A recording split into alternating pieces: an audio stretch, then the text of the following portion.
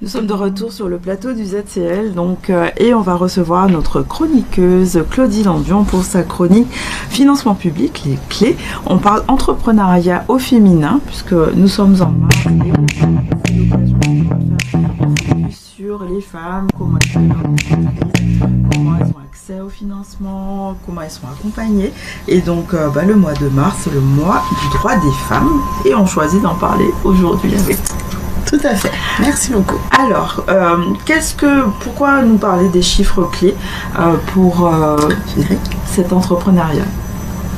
Alors aujourd'hui effectivement, donc mois de mars oblige, petit clin d'œil à cette chronique qui va parler un petit peu de la part économique des femmes spécifiquement en Guadeloupe et de l'importance, au-delà on va dire de l'effet de mode ou quasiment du cliché de soutenir l'entrepreneuriat. On va comprendre pourquoi il est important pour nos économies et singulièrement nos économies caribéennes qu'il faut soutenir l'entrepreneuriat des femmes. Donc au-delà du symbole, véritablement il y a un impact économique et on va le voir tout à l'heure dans le cadre des différents chiffres que je vais dérouler auprès des téléspectateurs. Des chiffres, alors parlons-en. Alors tout d'abord, on va déjà poser le débat, poser le contexte en rappelant quelques faits importants au niveau de la Guadeloupe. Alors en 2023, on va passer la première slide, on a eu plus de 8000 entreprises qui ont été créées, soit une hausse d'environ près de 3% par rapport à 2022 et sur 6 créations sur 10, ce sont des micro-entreprises. On sait que le tissu entrepreneurial en Guadeloupe est largement marqué par la présence des très petites entreprises, 80-90% du tissu et les secteurs d'activité de ces entreprises, des micro-entreprises sont surtout le service au ménage, service à la personne, la construction et BTP et le commerce. Donc il y a BTP, alors aussi on va voir justement que dans ces fameuses 8000 entreprises on a une part non négligeable de femmes entrepreneurs et effectivement dans des profils tout à fait on va dire symboliquement dit réservés aux hommes, mais les femmes prennent de plus en plus leur place dans ces métiers. Donc oui, en tout cas à l'échelle de la Guadeloupe, il y a une vraie dynamique entrepreneuriale. Super, donc ça veut dire qu'on peut créer, mais aussi il faut durer en fait dans le temps. Tout à fait, et c'est là où le bas blesse, en effet, puisque c'est une chose de se lancer en tout cas dans la création d'activités, mais encore une chose, et donc parmi les outils qu'il faut, bien sûr, l'outil financier en fait aussi partie de la palette, mais il faut savoir durer et le taux de pérennité, donc ça se calcule un petit peu de manière statistique, le taux de pérennité à 3 ans et en Guadeloupe d'environ 55%, comparativement au niveau national à 63% en moyenne. Donc on est véritablement largement en dessous, ce qui veut dire de manière très concrète qu'une entreprise sur deux, globalement, va disparaître avant 3 ans. Donc c'est énorme. Et les contraintes, elles sont quand même assez connues. On est quand même sur un petit marché, grosso modo 220 000 actifs. L'accès au financement, bien sûr, encore une fois, ça s'apprend. C'est un peu le but aussi de cette chronique. Et aussi, État insulaire aussi oblige, une forte dépendance aux importations par rapport aux typologies d'activités qui peuvent être créées. D'accord, donc alors on a parlé des contraintes, mais est-ce qu'il y a d'autres éléments qui peuvent rentrer en compte sur ça ? Oui, tout à fait. C'est-à-dire qu'aujourd'hui, ce qu'on peut conclure, en tout cas, on a un tissu entrepreneurial extrêmement dynamique. Les Guadeloupéens créés ont cette volonté, je pense même historique, dans cette dynamique, on va dire, dans l'informel, en tout cas. Ma grand-mère, par exemple, était pâtissière. Donc, véritablement, on a cette dynamique, non seulement du troc, mais aussi de savoir commercer. Maintenant, passer du pas à la structuration, c'est là aussi que vous passez à des niveaux d'échelle et monter, en fait, non seulement en compétences, mais en taille. C'est là où se retrouve effectivement cette mentalité à 3 ans. Et donc, les femmes dans tout ça. Oui. Donc, justement, l'entrepreneuriat au féminin. On a parlé de micro-entreprise. Est-ce que il y a une différence par rapport au style d'entreprise? Tout à fait. Pour les femmes, il y a les femmes différentes. tout d'abord, en fait, les chiffres deviennent intéressants par rapport à ces statistiques, puisque en 2024, sur ces 8000 entreprises, on a plus de 40% qui ont été créées par des femmes. C'est dire la dynamique par rapport au national, où on est à environ 33%. Donc, on a, dans cette dynamique globale entrepreneuriale au niveau de la Guadeloupe, on a une part non négligeable, je le disais précédemment, des femmes. Et là où ça devient vraiment très, très intéressant, c'est une étude qui a été menée notamment par l'INSEE et par l'Université des Antilles il y a 2 ans, en 2024. On a cette nouvelle donnée importante sur le fait qu'on était tout à l'heure, je vous ai dit 55% de taux de mortalité, de pérennité, pardon, à 3 ans. Pour les femmes, on est à 83%. C'est énorme, c'est extraordinaire. Donc 83% des entreprises sont créées par les femmes, sont encore actives au bout de 3 ans. Donc on est largement supérieur à cette moyenne au niveau national. Donc c'est un indicateur fort et spécifique aussi à notre territoire. D'accord, donc il y a un peu moins, on va dire, d'entreprises de manière globale, mais elles durent dans le temps. Voilà, dans celles qui survivent, il y a un taux de pérennité de 83% et elles s'adaptent au travers des thématiques qu'elles choisissent d'embrasser dans l'entrepreneuriat.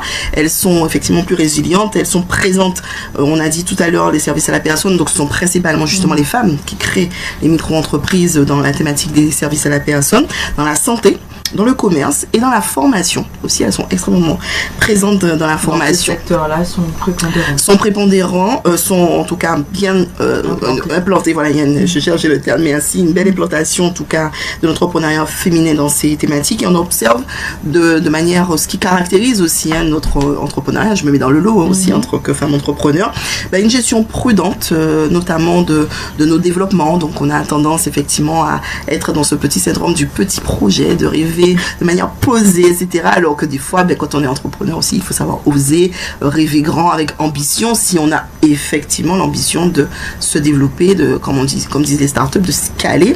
Mais c'est ok aussi si l'objectif, et ça je fais un petit clin d'œil au réseau Lila avec lequel je travaille, qui fait un formidable travail sur la Martinique et aussi sur la Guadeloupe.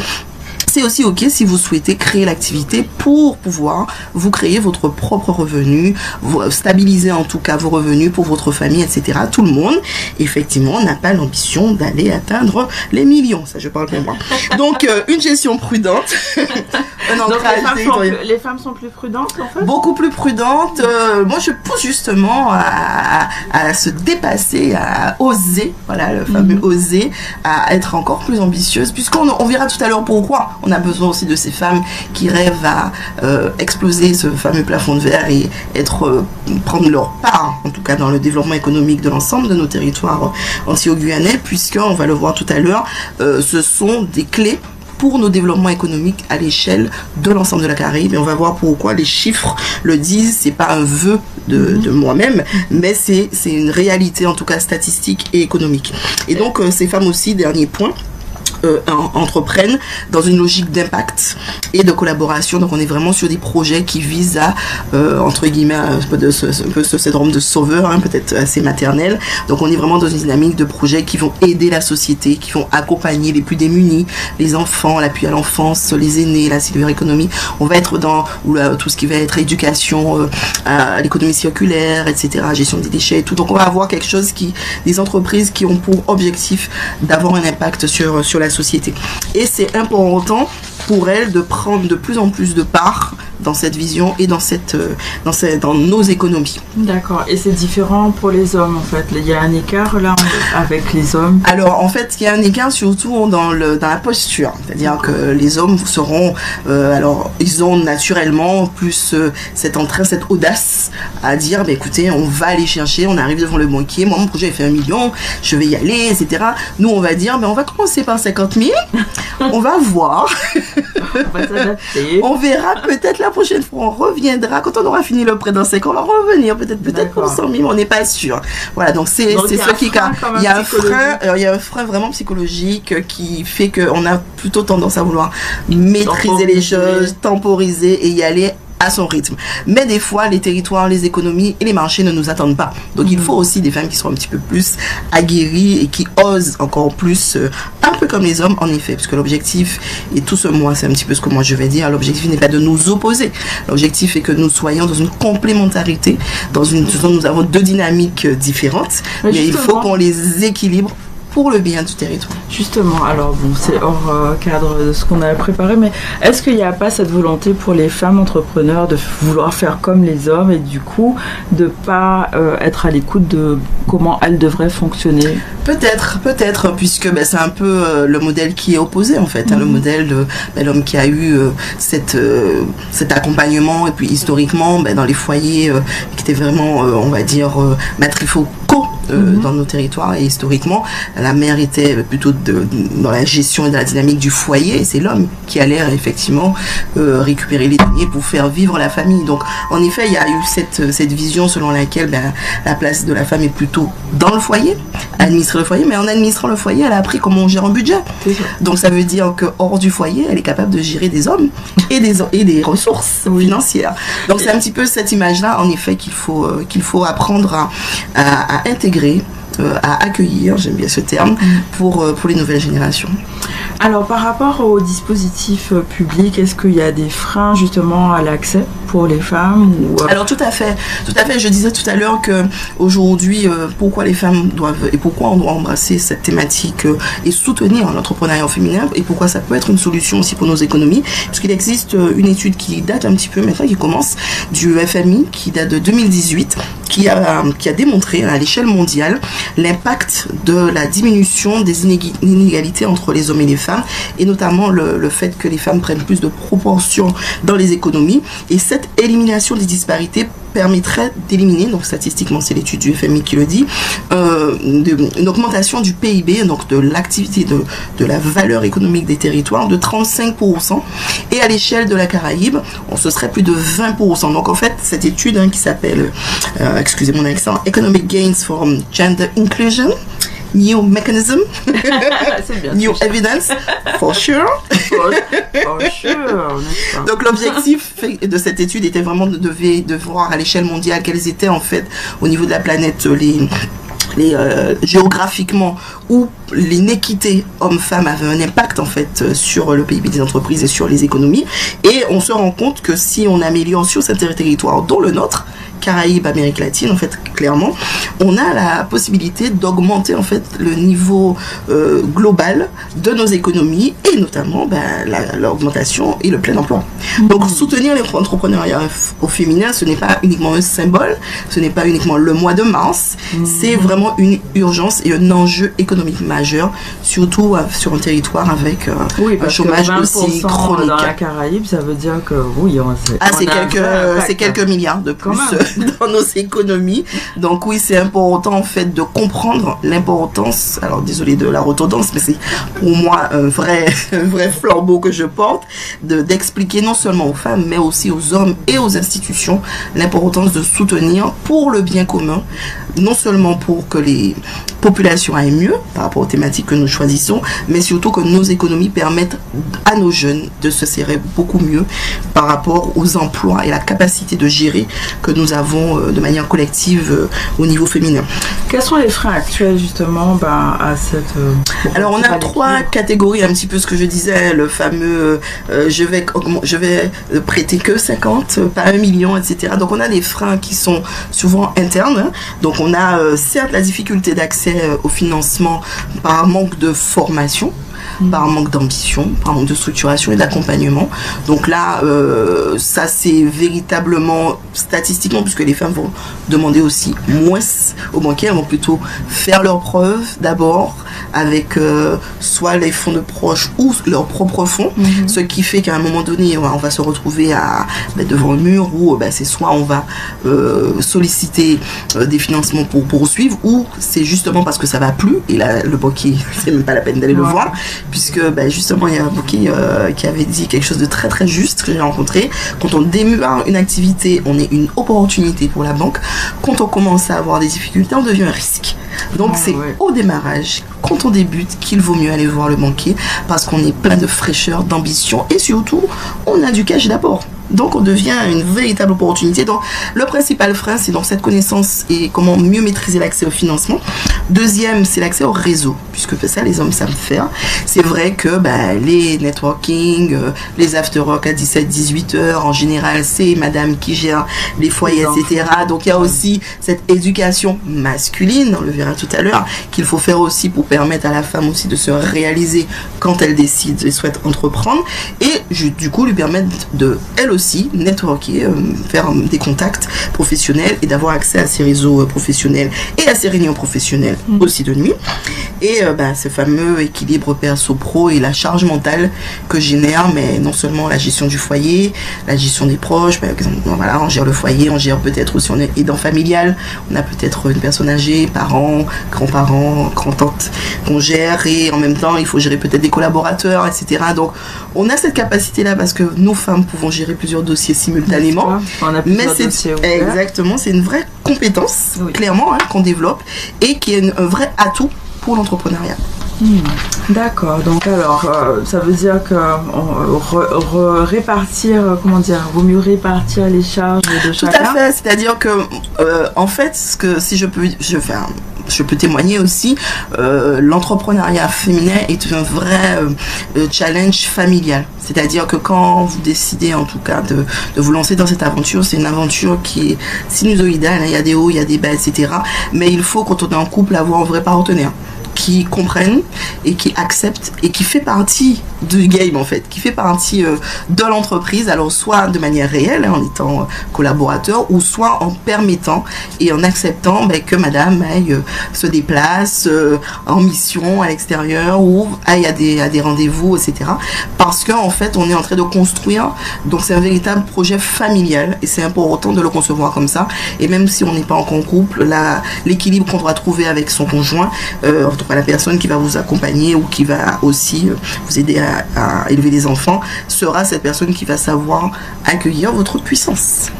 N'est-ce pas? Voilà. Donc ça veut dire que les femmes, elles peuvent entreprendre, mais elles le prouvent déjà en fait, et il est nécessaire de structurer un peu l'environnement proche. Déjà. Tout à fait, les chiffres sont parlants, les femmes ne savent entreprendre, elles n'ont pas de frein en tout cas à créer leur activité. Maintenant c'est comme elles arrivent à performer malgré un contexte contraint, avec, on l'a vu tout à l'heure, étroitesse du marché et autres, etc.